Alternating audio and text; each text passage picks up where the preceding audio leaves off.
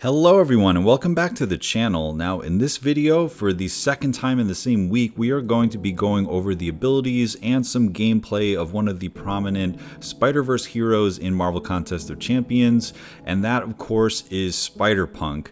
Now I grinded out the 6-star of this champion just a couple weeks ago for a few reasons. First of all, he's not widely available yet. For example, not in the featured 6-star crystal or the Titan pool, so the only way to get him is from crystals in the arena currently. And the other thing is the 6-star, in my opinion, is a lot more powerful than the 7-star at this stage of the game, simply because, I don't say this a lot about many champions, but for this one, I'm quite confident that you absolutely need his awakened ability in order to get the most out of him, and you also want him at high sig. So I figured, why not get him now from the arena? The grinding is just so much easier these days. Get him to sig 200, ascend him, and just test him out, get him on the account before the wider community starts to really realize how good he is, and we'll take it from there. So now we're going to just do a really quick ability breakdown, and you'll see all of this in action in the gameplay. But in terms of utility, it is quite limited for this guy. He only has 2 immunities, and it's to concussion and rupture. Now the rupture immunity is something that will obviously work great against Rintra, but there are nodes that places ruptures on you. For example, in the Necropolis, there were at least a couple, like the Spider-Man 2099 and also the Squirrel Girl. So like, rupture is an annoying effect that is in the game, so having immunity to it may help in the future. And then additionally, concussion immunity, there are so many nodes and quests, like the ones where the concussions build up and you have to knock them over, or things like that, where you will just not have to worry about your abilities failing that way. It would be cool if he wasn't immune to ability accuracy, but I'll take concussion as a very specific immunity. It may come up in the future. The other thing about him is when awakened, and for this entire video I'm only going to be talking about him as if he is awakened in high sig, so just keep that in mind. He has an ability to punish multiple special attacks, which is definitely an ability on the class wheel, something that punishes mystics. So think, America Chavez or Sasquatch and Wrath, these champions that are just spamming the same special over and over again and getting lots of power, anything like power efficiency nodes. If that is happening, then his sig ability is going to punish them with a lot of ruptures. And then the other stuff is he just has damage over time, which obviously synergizes with stuff like despair and inequity. And he has taunt, or sort of like a pseudo taunt, for most of the fights that is going to really help you manipulate the AI in terms of when they throw their own special attacks. So mostly he's about big rupture damage. I think he has the highest rupture damage in the game. It's certainly higher than Spider-Man 2099. I believe it's higher than Scorpion until you start getting the Venom synergy involved, but just base Scorpion. And then I also think it's higher than Lady Deathstrike overall, so he is probably the highest rupture damage champion in the game. I know some people want a little bit more out of him, but we're going to see in this video that he actually does have a lot of range and a lot of consistent damage, and he may end up being quite balanced. I would obviously take a little bit more punch since his utility is low, but it is quite a good character and quite a good amount of damage. So now, where does he fit in the game, right? This is sort of the age-old question, especially with the science class, because it is just absolutely stacked. The other day, Vega and I were talking offline a little bit about the science class, and it is just so strong, with champs like Titania, Silk, and Spider-Ham just absolutely wrecking Battlegrounds. But, Hulk as well, and then Scorpion and Cassie are just very reliable. They are just taking the class by storm. So I'm not necessarily recommending that he is superior to these champions, or that even he's an adequate replacement for these champs, but I do think that he is in some ways their peer. And even depending on the situation, or just simply if you want to get the job done with a fresh character with a fun play style, I think he's going to be a great addition to the class, because he is more than adequate and sufficient at getting champions down with his rupture damage, punishing special attacks, and manipulating the AI. Now, I think the one that I would compare him the most to is perhaps Scorpion or maybe Cassie, because what you want to have them do is getting into this loop where they're just spamming their special 1 and they're inflicting damage on themselves. So obviously you're thinking of like your power stings or your sting burst type champions when it comes to this, but I think what you'll see in this video is that even though this is a similar thing to power stings, the fact that these ruptures are damage over time effects that don't rely them to time when they throw the special, it actually in some ways can be a little bit more versatile, and he can really pack a punch in a way that those other characters also can, but he does it in a different way. So anyway, the structure of this video, we're going to see a variety of fights, and I'm going to go over his abilities as well as the strategies about how to play him as we go. We're going to start off with a brief rotation guide coming up next. Then we're going to start small with some BGs, both in the last meta and then one fight in this current meta. And then we're going to work our way through a story boss in Act 8. And then finally, we're going to talk about him in long form content, which I think you're going to be a little surprised at how good he is at those long fights and how consistent his damage is. So anyway, thanks for checking this out. Let's get started. Alright, so we're going to watch this Captain Marvel fight twice. In the first one, I'm simply going to talk about how to place ruptures and how to increase physical damage. And then the second time through, I'm going to tell you a little bit more about his actual rotation and what I'm thinking during the fight. So very simply, the only ways to place ruptures is the special 2. It places 3 of them. If you nail the mini game, which is very much like Guitar Hero on your HUD, you just have to swipe up and down at the correct time, then it will place a 4th one. The only other way to place ruptures is if they throw the same special back to back. Each consecutive time they throw it, it is going to place a rupture on them. We'll get into more of that ability when we watch the fight for the second time.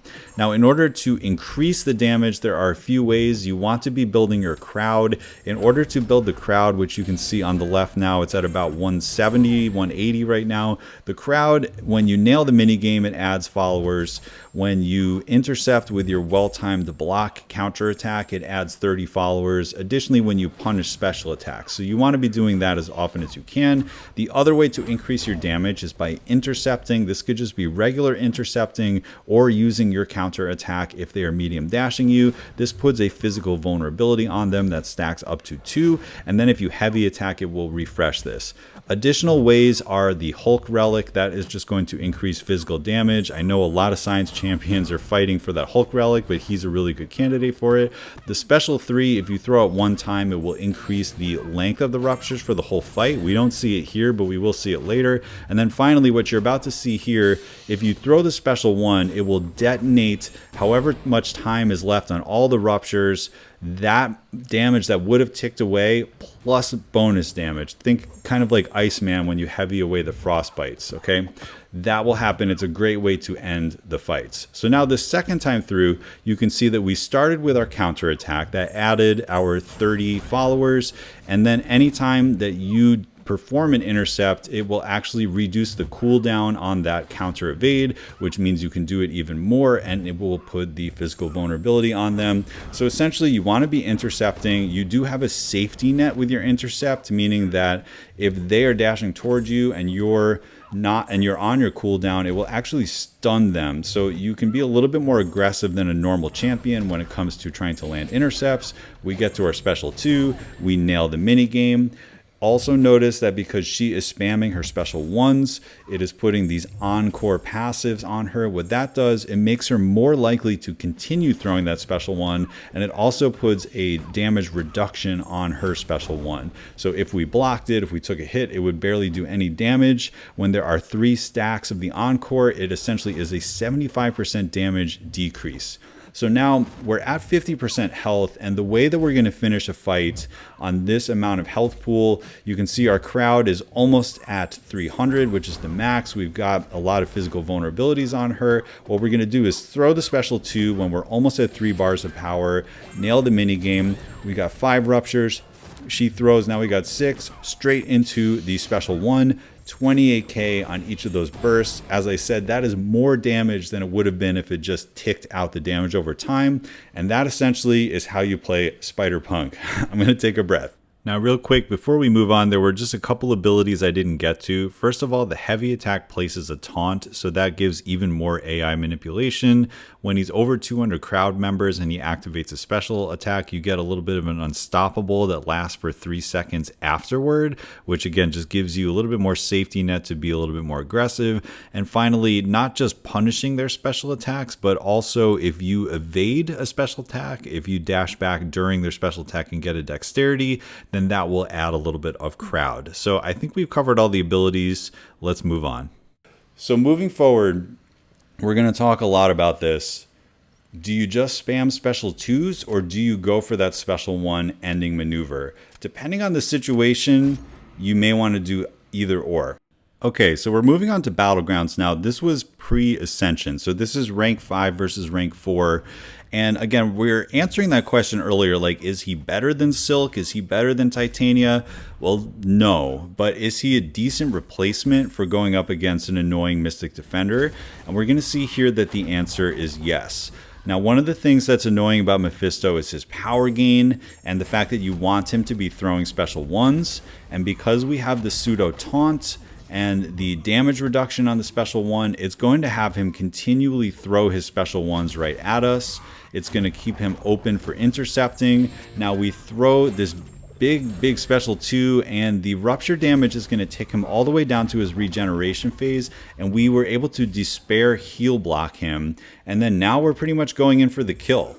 And that's the end of Mephisto. And we scored somewhere around, I think, 49k or so. Yeah, 49k is really good against a Mephisto, especially for an unascended champion. Now, this is in the new meta, and this is against Absorbing Man. And also, this is the node with Tenacity. So it is very probable that we're going to be losing a lot of our debuffs. And we're just going to see if we can get him out of this form and then just go into it and try to get as much as we can. Now, we're not going to be trying to get the Encore passives here simply because I do not want him to go back into Uru form. We just want to get him to alternate specials. We refresh our physical vulnerabilities.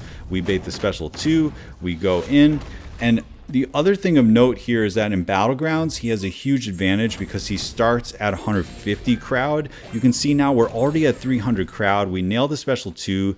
He's just ticking away, right? This is what I said earlier, where it's like you don't necessarily need to like line up these perfect situations where the where the power stings are happening. As long as he throws the special, good things are going to happen. We get a decent burst there. The tenacity has hurt us a little bit, but here we go. We heavy punish again. We have, because of this play style, because of how aggressive we're being and him throwing his specials and everything, we actually haven't even taken any damage yet.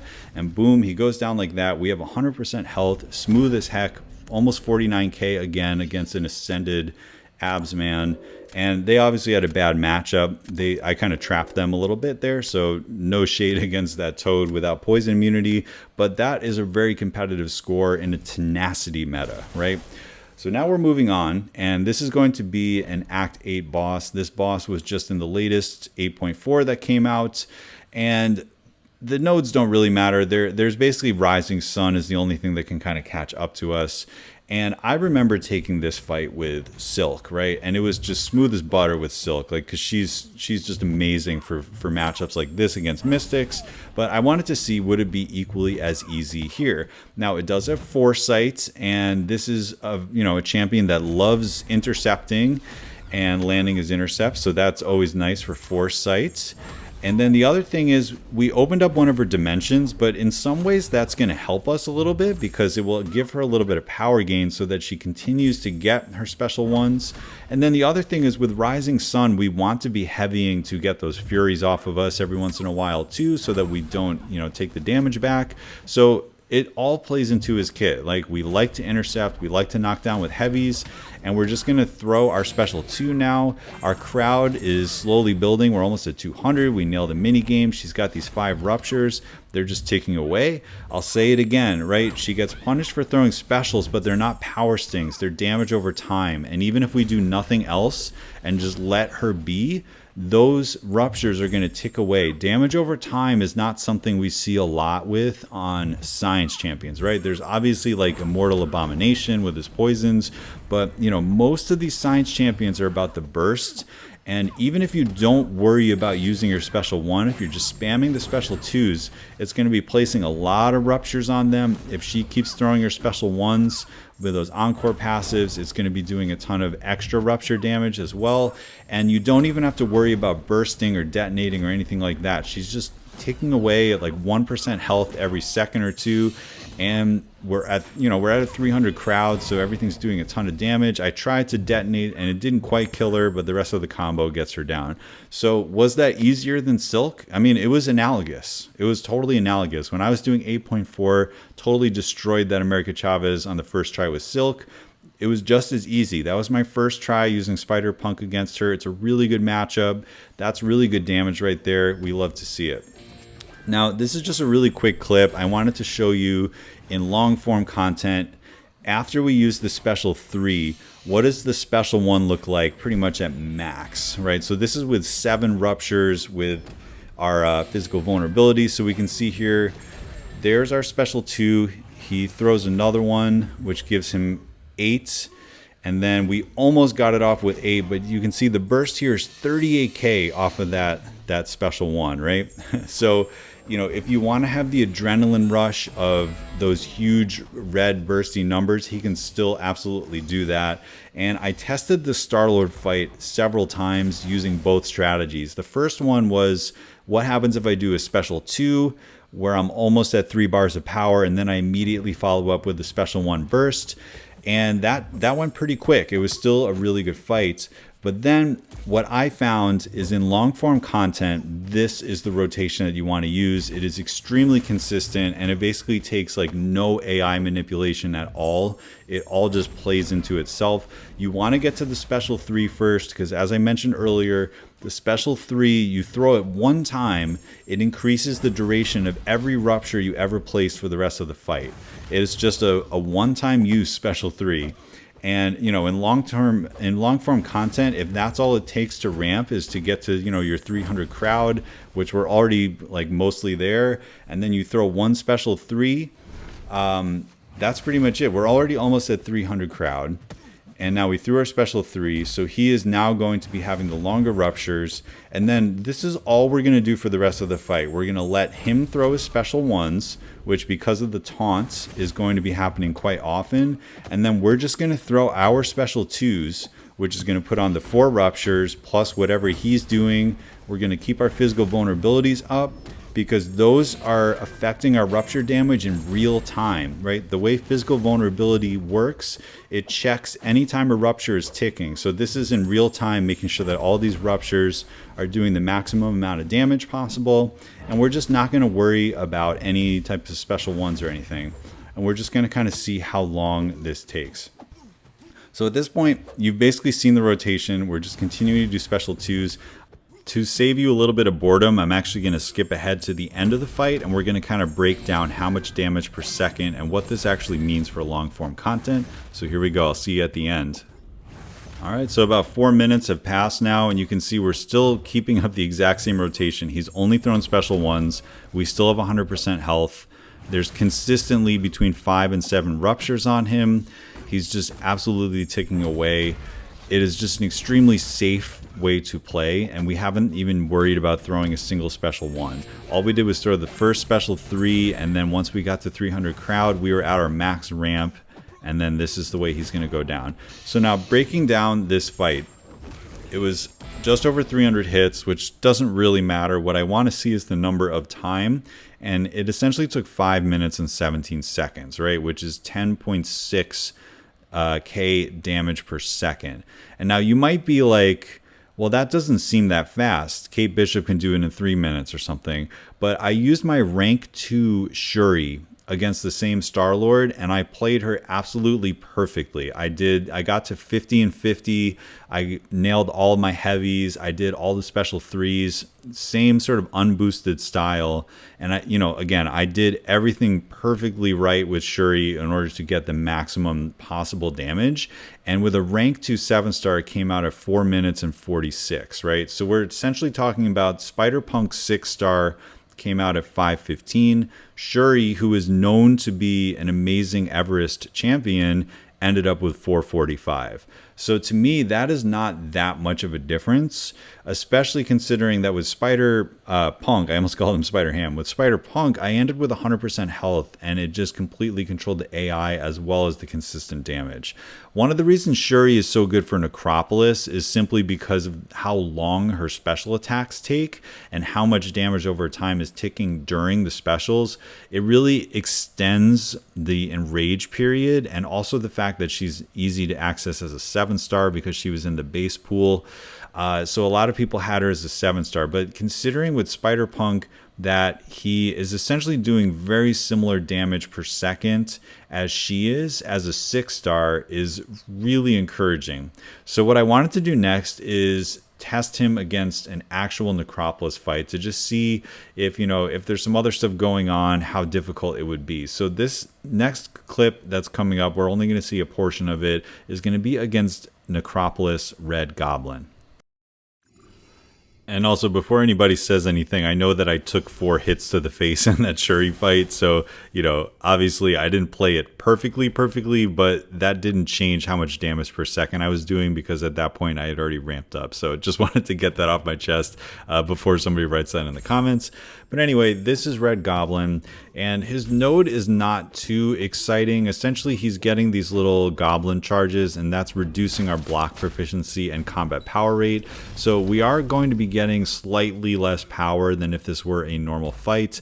And then also there is a power detonation type thing that happens for us if we don't have damage over time. So because he does have damage over time, and now that we have damage over time, it's going to be up for the rest of the fight. He basically counters this fight fine. A couple other things to note here. We do have some synergies. It's just increasing our damage a little bit, but because I'm not boosted, just kind of think of it as the analogous to boosting a little bit. And then the other thing is, because we are a Spider-Verse hero and this is Red Goblin, our counter evade actually doesn't work in this fight because we are not able to evade, right? That's just how this symbiote champion works. So we are at some disadvantages, but in terms of Necropolis fights, this one's not the most difficult in the land, but there just are a couple of things that are going to be hindering us here. So just do keep that in mind. But between his Energize and him continuing to throw his special ones, you're going to see how safe this fight is. And once we took that initial detonation of the power detonate, we're just consistently pushing him over a bar of power. He's consistently throwing it. It's consistently putting a new rupture on him. And then that is also pausing the enrage, throwing our Hulk relic, doing all the same things that we did against Star-Lord here essentially. And I knew I wasn't going to be able to solo this fight, but I kind of wanted to see how far could we go against a Necropolis boss. And I was pretty impressed. I was pretty impressed overall. So you've basically seen this rotation over and over again. I'm just going to hammer it home one more time. Extremely safe. AI manipulation, damage over time, punishing specials, red numbers, it's all there. He has a safety net with his intercept. If you're trying to intercept for most of the fight, you're going to basically never fail an intercept because of that. We haven't even really seen that happen in this clip so far, but it definitely comes up every once in a while in Battlegrounds, let me tell you. And then additionally, he's got the free opening like Kate Bishop, and then the immunities, right? He's got concussion and rupture immunity. Those will come up every once in a while. So he's a very simple champion, but I really like that basically once you get cooking, it's basically the same no matter who you're fighting. Every fight kind of feels the same. It's not quite like the Quake level, but one of the reasons Quake was so powerful back in the day was because like every fight felt exactly the same. You would just get into the corner and do Quake stuff. He's a lot more fun, a lot more dynamic. There's like a mini game. You're really engaging the opponent. But the way his AI manipulation works on them spamming their special ones and the safety nets that you have and the way he does his damage, he basically turns every champ into a fighting dummy so that you can just keep going in over and over again, doing the same type of thing very safely and just building up your damage. So you've seen a little bit of this Red Goblin fight. It's pretty much going to just continue this way. I'm going to skip to the end and we're going to see how much damage he did before I ended up dying. So here's the end of the Red Goblin fight. Alright, so we've made it pretty deep into the fight here. As you can see, he's only got like 28 of the enraged charges left. And the cool thing here is that we are able to sometimes dex the special one, but because of these 3 encore passives on us, even if we end up blocking the special one when he is in this enrage and when he has fury buffs on him, it's not even doing that much damage into our block. So that is one of the nice things about the AI manipulation with the Encore passives and the way that it reduces the attack. And, you know, we're essentially making it all the way against a Necropolis fight with a 6-star, right? And that is special. That is pretty special to make it this far. We do end up dying, so I guess we could have done like 18 more seconds of damage, but we essentially got him down to close to 50% in 7 minutes with... Again, this is a 6-star, right? So now just imagine if it was a rank 3 7-star when the enrage was a little bit longer, we would easily be talking about this being a 1 revive try against a Necropolis boss. So I think the answer to the question, can this guy do long form content? The answer is yes. Now, it may not necessarily be Necropolis itself due to the fact that most people, if you already have Spider-Punk by now, if you were able to get him, I'm assuming you've probably already explored Necropolis or gotten started on it or things like that. So, you know, you may not be choosing him as one of your champions in Necropolis per se, but I will say that when future Avarice content comes out or when certain EOP type stuff comes out, when there are large health pools, he really can chunk through the health pools quite safely, and it is something kind of encouraging and something I don't hear a lot of people talking about it when it comes to this guy, is how consistent he is. So moving forward, I'm going to try to force this guy into every possible situation because he is absolutely a blast to play. I think it's a great design. I think it's quite balanced. I would love to see just a tiny damage boost in some way. I think if he got kind of like the shocker treatment where there's just like a really mild buff to kind of make him hit a little bit harder, then he would be even better. But I will tell you, I'm actually perfectly happy right where he is. I think he could actually be a little scary if his damage got a little bit too high just because of the way that he works. Anyway, I really enjoy Spider-Punk. Hopefully this video was a little enlightening to you and you might consider trying to pick one up sometime in the future. For me, it's an absolute blast. I love Spider-Verse heroes, and he is another one in the collection at the top of my roster doing some really cool things. Thank you so much for checking out this video, and I'll catch you in the next one.